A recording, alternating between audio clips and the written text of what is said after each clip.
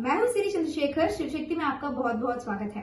Exploring Bible इन Hindi channel का एक faceless बंदे ने हिंदू ग्रंथों के ऊपर और हमारे भगवान श्री कृष्ण जी के ऊपर वीडियो बनाया था, जिसको आज मैं काउंटर देने जा रही हूँ। तो चलिए जल्दी से उसका वीडियो देखते हैं। बहुत सारे लोगों ने कृष्ण को श्राप दिया, यहाँ तक कि कृष्ण की खुद की माँ हरि ने भी कृष्ण को श्राप दिया था।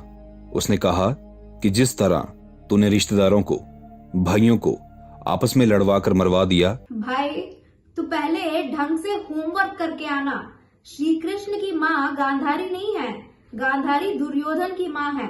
तू महाभारत या राहुल गांधी से सीख के आया? श्री कृष्ण का अवतार ही दुष्ट शिक्षणा और शिष्ट रक्षणा के लिए हुआ है, तो पापियों को, अधर्मियों को खत्म करेंगे ही। फिर भी श्री कृष्ण ने पापी और अधर्मी दुर्योधन को बदलने की कोशिश किए थे, पर वो माना ही नहीं। मान लीजिए जब पड़ोसी मुल्क भारत पर हमला करने के लिए, यहाँ का लोगों को मारने के लिए पूरा तैयार होकर सरहद पर आकर खड़ा हुआ, तो अहिंसा परमो धर्म कहकर हाथ में फूल लेके बैठेंगे या युद्ध लड़ेंगे? वही बात श्री कृष्ण ने अर्जुन से कही। जब महाभारत खत्म हो गया तो इस सब के बाद कृष्ण जो है वो अपने घर मथुरा वापस चला गया। जब वह शांति से वहां रहने लगा तो जरासंध नाम के एक राजा ने वहां हमला कर दिया, और ना सिर्फ एक बार लेकिन बार बार वह हमला करता रहा। और लिखा है कि उसके बार बार किए जाने वाले हमलों से कृष्ण डर गया और वहां से भाग गया। देखिए, अपने आप को ईश्वर, अपने आप को खुदा कहने वाला कृष्ण डर गया। क्या? अरे भाई, जरासंध को श्री कृष्ण ने महाभारत युद्ध होने से पहले ही पांडु पुत्र भीम के द्वारा वध करा दिए थे। अब ये कौन सा नया जरासंध है? तेरे पापा का नाम है क्या जरासंध? इसके बारे में बोल रहे हो? अब मैं बताऊंगी डर क्या होता है। लूका अध्याय 22 वाक्य 44 में ये सो कॉल्ड गॉड या सन ऑफ गॉड जो भी सूली पर चढ़ाने से पहले देखिए कैसे डरता है। उधर यीशु बड़ी बेचैनी के साथ और अधिक तीव्रता से प्रार्थना करने लगा। उसका पसीना रक्त की बूंदों के समान धरती पर गिर रहा था। इसे कहते हैं भागना और डरना। कांप गया कि उसका पसीना रक्त के समान नीचे गिर रहा था। शायद इतना ज्यादा पूरे धरती पर किसी को डर नहीं हुआ होगा, क्योंकि उस नगर में हर कोई अपने घर में शराब बनाता था। सब लोग बहुत पाप किया करते थे। भाई भाई से और बेटा बाप से छल करता था। यीशु क्या कर रहा था बताना जरा? शादी में जाकर पानी को वाइन बना रहा था, तो यीशु भी पापी। उन लोगों का पाप मिस्र की तरह चरम सीमा पर चढ़ रहा था, यहाँ तक कि जानवरों में द्वारिका के बाकी लोगों की तरह अननेचुरल फिजिकल एक्टिविटीज होने लगी। नेवले चूहों को पैदा कर रहे थे, बिल्लियां कुत्तों को पैदा कर रही थी। पुरुष पुरुष से और औरत औरत से काम वासना के पापों को अंजाम दे रहे थे। हाँ, इसके हिसाब से खाली वर्जिन मेरी यीशु को पैदा करना ही नेचुरल है। होम्योपैथी दवाई लेकर पैदा की थी। जैसे मिस्र में खुदा ने विपत्तियां भेजी थी, ठीक वैसे ही कृष्ण की द्वारिका नगरी में भी कुदरती आपदा बहुत ज्यादा बढ़ गई। जैसे मिस्र में कभी सूखा, कभी टिड्डियों का और कभी मेंढकों का हमला हुआ करता था, ठीक वैसे ही द्वारिका में भी होने लगा। इसका दिमाग तो घुटनों में भी नहीं है। एक तो ये किसी भी बात का रेफरेंस नहीं दे रहा, बस अपने मन में जो आया वो बकते जा रहा है। तो यहाँ पर जो भी पादरी है, कृष्ण जी को बाइबल में दिखाने के चक्कर में उसने एकदम से सेल्फ स्कोर कर लिया। इसने ये साबित कर दिया कि उसी का बाइबल गॉड यहोवा, यीशु, ये सब काल्पनिक हैं, क्योंकि बाइबल के हिसाब से ये सृष्टि और पहला मनुष्य का पैदा होना मात्र 6000 साल पहले ही हुआ था। और आर्कियोलॉजिस्ट के हिसाब से श्री कृष्ण का अवतार, महाभारत का युद्ध, ये सब हुआ 7000 साल पहले। इसका मतलब ये पादरी खुद हमें बता रहा है कि बाइबल में बताया गया सृष्टि का कहानी, यहोवा, यीशु, ये सब काल्पनिक हैं। अगर श्री कृष्ण के अवतार को ये मान रहे हैं, इसका मतलब इस बात को भी मानना पड़ेगा कि श्री कृष्ण अवतार के लाखों साल पहले त्रेता युग में श्री राम जी का अवतार था। मतलब मनुष्य का अस्तित्व लाखों साल पुरानी है। फिर से ये स्पष्ट हो गया कि बाइबल का कहानी सिर्फ एक ग्रैंडमा स्टोरी है, बस और कुछ नहीं। पादरी विनोद कुमार जैसे जो भी रामायण का प्रूफ मांग रहे थे, ऐसे लोगों के लिए इसने हमारी तरफ से जवाब दे दिया। जब वे लेटे हुए इस बात के बारे में सोच रहा था तो जरा नाम के एक साधारण इंसान ने उसे हिरण समझकर उस पर तीर मार दिया और कृष्ण इंटेंस पेन और ब्लीडिंग से तड़प तड़प कर मर गया। इसके बाद समुद्र में बसी हुई सोने की नगरी यानी कि द्वारिका भी पानी में डूब गई। ये चीज देखकर सभी पांडवों और कृष्ण के सभी जानने वाले छाती पीट पीट कर रोए और विलाप किया। श्री कृष्ण दर्द के साथ और रोते नहीं गए। जिन्होंने उन्हें एक हिरण समझकर मारे थे, जब वो शिकारी रो रहा था तो उससे समझाए कि ये भी उनका इच्छा के अनुसार ही हुआ और वे उस शिकारी को स्वर्ग भेजकर अपना अवतार समाप्त किए। नाउ लेट्स सी, चलिए देखते हैं कि यहाँ कृष्ण के साथ ये सब जो हुआ, क्या ये खुदा के कोप से हुआ?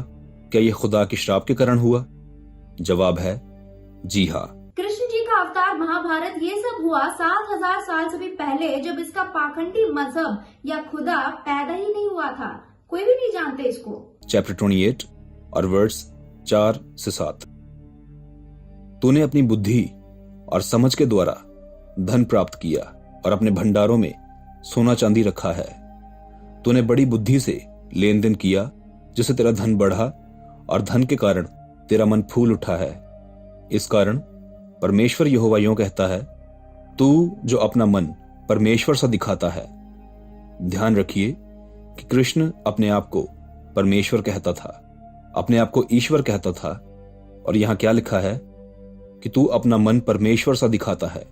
इसलिए देख, मैं तुझ पर ऐसे परदेशियों से चढ़ाई कराऊंगा जो सब जातियों से अधिक बलात्कारी हैं। वे अपनी तलवारें तेरी बुद्धि की शोभा पर चलाएंगे और तेरी चमक दमक को बिगाड़ेंगे। ये बार बार बाइबल से यहेजकेल अध्याय जो कोट कर रहा था और आगे भी जो कोट किया था, बड़े चालाक से उसका कॉन्टेक्स्ट बिना बताए कुछ वाक्यों को उठाकर बता रहा था। वहाँ उस अध्याय में बात सोर का राजा के बारे में भविष्यवाणी की जा रही थी। महाभारत, श्री कृष्ण, हिंदू, इनसे कोई मतलब ही नहीं। तो पादरी जो भी है, भविष्यवाणी का मतलब है फ्यूचर को प्रिडिक्ट करना, और जो चीज हो चुका है जैसे महाभारत, उसको फिर से बताना भविष्यवाणी नहीं कहते हैं। और महाभारत में गांधारी श्री कृष्ण को श्राप देना, शिकारी उन पर हमला करना, ये सब श्री कृष्ण के इच्छानुसार हुआ है। ये बात वे खुद कहे। गांधारी का श्राप श्री कृष्ण क्यों स्वीकार किए, इसका अलग कहानी है। आज हिंदू लोग कहते हैं कि देखो, पानी में डूबी हुई द्वारिका नगरी मिल गई है। वाह, देखो हमारा धर्म कितना पुराना, कितना महान है, लेकिन वो डूबी क्यों? जरा एक बार इस बात पर भी सोच लीजिए। जिन मसीहियों को आप भारत से निकालने की कोशिश कर रहे हैं, जिन मसीहियों के धर्म को आप भारत से खत्म करने की बात कर रहे हैं, उन्हीं के सच्चे ईश्वर ने। सो डूबी हुई द्वारिका मिलना आपके लिए खुशी की बात नहीं, बल्कि शर्म की बात है। अच्छा, हिंदू कब कहे कि ईसाई इस देश से बाहर जाए? हिंदू इतने टॉलरेंट हैं, इसीलिए तुम जैसे बदतमीज कहेंगे हमारे भगवान का अपमान करके, हमारे ग्रंथों का वक्रीकरण करके यहाँ आराम से अपना घर बसा रहे हो। पाकिस्तान और बांग्लादेश में वहाँ के अल्पसंख्यकों के ऊपर हो रहा अत्याचार के बारे में तुम्हारा एक भी ईसाई देश, अरे उतना क्यों, तुम्हारे मिशनरीज ना कभी बात किए, ना वहाँ के ईसाइयों को बचाए। सिर्फ भारत ही सीएए के द्वारा उन पीड़ित ईसाइयों को यहाँ भारत में ला रहा है। केरला में लव जिहाद से डर के तुम्हारे ही चर्च और पादरी लोग हिंदू संगठनों का सहायता ले रहे हैं अपनी बेटियों को बचाने, और यहाँ तुम हिंदुओं पर जहर उगल रहे हो। बाइबल न्यायों अध्याय 1 वाक्य 19 में लिखा है, अभी पढ़ के बताती हूँ। यहोवा उस समय यहूदा के लोगों के साथ था जब वे युद्ध कर रहे थे। उन्होंने पहाड़ी प्रदेश की भूमि पर अधिकार किया, किंतु यहूदा के लोग घाटियों की भूमि लेने में असफल रहे, क्योंकि वहां के निवासियों के पास लोहे के रथ थे। यहोवा लोगों के पास लोहे का रथ होने पर पीछे हट गया, कह दिया अब नहीं हो पाएगा, और ये आकर श्री कृष्ण को श्राप देगा। अरे हम द्वारका नगरी को दिखाकर क्यों शर्माएं? ये तो गर्व की बात है। कृष्ण जी का अवतार इस धरती पर आकर 7000 साल हुए, और आज भी उनके द्वारा बनाया गया द्वारका नगरी हमें देखने को मिल रही है। 2000 साल पहले आकर आज तक एक भी प्रूफ नहीं दिखा पाया यीशु का। बाइबल को सालों तक एडिट करते रहे, वेद मंत्रों को चुराकर अपने कह रहे हो, तुझे शर्म करनी चाहिए। मनुष्य के द्वारा मार खाए हुए बंदे को लाकर हिंदुओं पर थोप रहे हो, इसको रक्षक मानो, इसके लिए तुझे शर्माना चाहिए। जैसे कि यहेजकेल की किताब चैप्टर 28 और वर्ष 2 में खुदा कहता है, फिर से यही बात, ये सारी बातें बाइबल में सोर के राजा के बारे में भविष्यवाणी की जा रही है। इससे सनातन धर्म श्री कृष्ण का कोई भी लिंक नहीं है। बस हिंदू टॉलरेंट हैं, सुन रहे हैं तो कुछ भी भौंक रहा है। कृष्ण अपने आप को ईश्वर दिखाता तो था, पर वह था नहीं, बल्कि सिर्फ एक इंसान ही था। भगवत गीता में लिखा है कि महाभारत में कृष्ण ने कहा कि मैं ही परम प्रधान हूं, ईश्वर हूं, खुदा हूं, परमात्मा हूं। लेकिन मुझे ये बात समझ में नहीं आती कि कौन सा ऐसा भगवान है, कौन सा ऐसा खुदा है जो स्नान कर रही औरतों को देखता है और फिर उनके वस्त्र उठाकर भागता है। अगर वह ईश्वर था तो वह अपनी गोपियों के साथ संभोग क्यों करता था? एक परमात्मा को काम वासना की ऐसी क्या भूख थी कि उसको इतनी ज्यादा औरतों की जरूरत हो गई? ये बात हमारे धर्म गुरुओं ने 1000 बार बोले, फिर भी ये पुराना टेप रिकॉर्डर की तरह वही बात को बार बार पूछ रहे हैं। उस वक्त श्री कृष्ण मात्र 7 साल के थे और गोपियां उम्र में उनसे कई साल बड़ी थी। अगर यही काम कोई और बच्चा करता तो मजाक कहते, वही जब परमात्मा किए तो उन्हें लीला कहते हैं। भागवतम में, गीता में कहीं पर भी ये नहीं लिखा कि श्री कृष्ण ने गोपियों के साथ संभोग किए। वे गोपियों के साथ सिर्फ अपना बचपन बिताए। जब तक टीनेज में आ गए थे तब तक श्री कृष्ण मथुरा चले गए थे। और एक संदर्भ में श्री कृष्ण कहे कि ये गोपियां अपने पूर्व जन्म में उनसे मन्नत मांगी कि वे श्री कृष्ण के साथ ऐसा वक्त बिताना चाहती थी, उनकी लीलाएं देखना चाहती थी, तो वे इस जन्म में परमात्मा का लीलाएं देखें। एक और संदर्भ में ब्रह्मा कहे कि उन गोपियों के भक्ति के आगे वे भी कुछ नहीं है, इसीलिए परमात्मा उनके करीब थे। अब ये जो पवित्र आत्मा, परम पिता, मेरा यीशु यीशु जो कहते हैं, ये व्यक्ति दाऊद की कहानी को देखिए, इसके ऊपर मैं अलग से वीडियो भी बनाई थी। ये यहोवा का फैन बॉय दाऊद, व्यभिचार करने पर यहोवा इनका खुदा दंड दिया था दाऊद के बीवियों को। वो दंड क्या था कि दाऊद की बीवियों का बलात्कार हो जाए, वो भी अपने ही बेटे के साथ खुलेआम। ये है तुम्हारा पवित्र आत्मा। और यीशु की बात आई तो यीशु 13 साल से लेकर 30 साल तक गायब। यीशु का कोई अता पता नहीं, कहाँ था, क्या कर रहा था। क्या गारंटी है कि तब यीशु ने किसी के साथ संबंध नहीं रखा? चारों सुसमाचारों में मेरी मैगदलीन के बारे में अलग अलग तरीके से लिखा है। ज्यादातर उनको बदनाम करने की कोशिशें की हैं। क्यों ऐसी कोशिशें की गई? अगर यीशु और मेरी मैगदलीन के बीच का संबंध पवित्र था तो क्यों उस बेचारी औरत को बदनाम करने की कोशिश की है, बताओ? देखिए, ये कोई भगवान नहीं बल्कि भरमाने वाले झूठे लोग हैं, झूठे भविष्यवक्ता हैं। और हाँ, श्री कृष्ण भगवान ही है।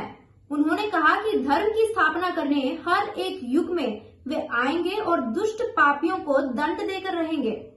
वे आकर वो काम निपटा कर गए, वरना यीशु की तरह बस बातें कही। यहूदियों को बचाने सारे यहूदियों को एक करने आए हैं, पर वादा निभा नहीं पाया, खुद मारा गया। श्री कृष्ण ने ये भी कहे कि उनका यह अवतार होने के बाद कलयुग का शुरुआत होगा और इस युग में ऐसे पाखंडी मजहबें और खुदाएं आएंगे।